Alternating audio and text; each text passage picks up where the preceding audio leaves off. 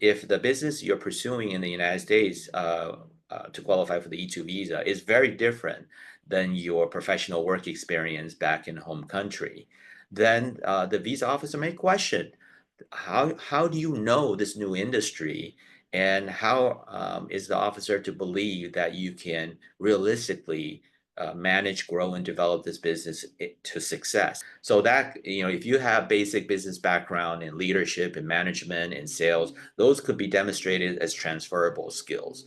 But the officer may still question, like, in every industry, there's going to be industry knowledge and expertise so that you can succeed in that industry. You understand your customers and their needs and how to service them. If you have no background in this industry that you want to get into for your E-2 visa business in the United States, then it would be very helpful if you could first build up your resume in this new industry. Here are some examples on how people compensate for that lack of experience or lack of expertise in an industry that they're about to get into, but they've never done before. One is some of my clients end up pursuing a franchise investment. So they're buying into a brand.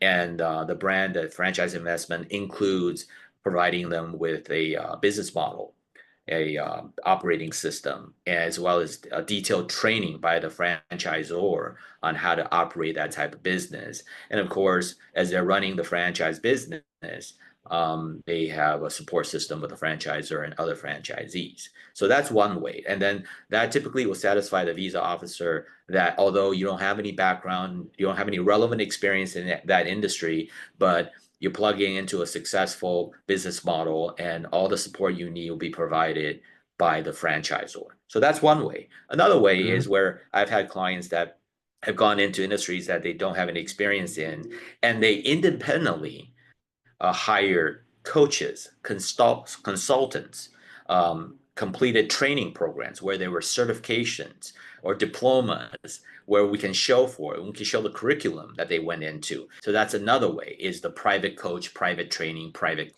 course to build up your credibility in that industry. Another way that we've done it in the past, where my client who doesn't have industry expertise in the E-2 business end up partnering with a U.S. business partner who does have that expertise.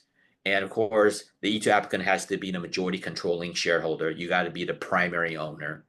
And then the U.S. partner who has that expertise has minority shares. And I'm able to incorporate the expertise of the U.S. partner to help compensate for some of that lack of industry experience by my client.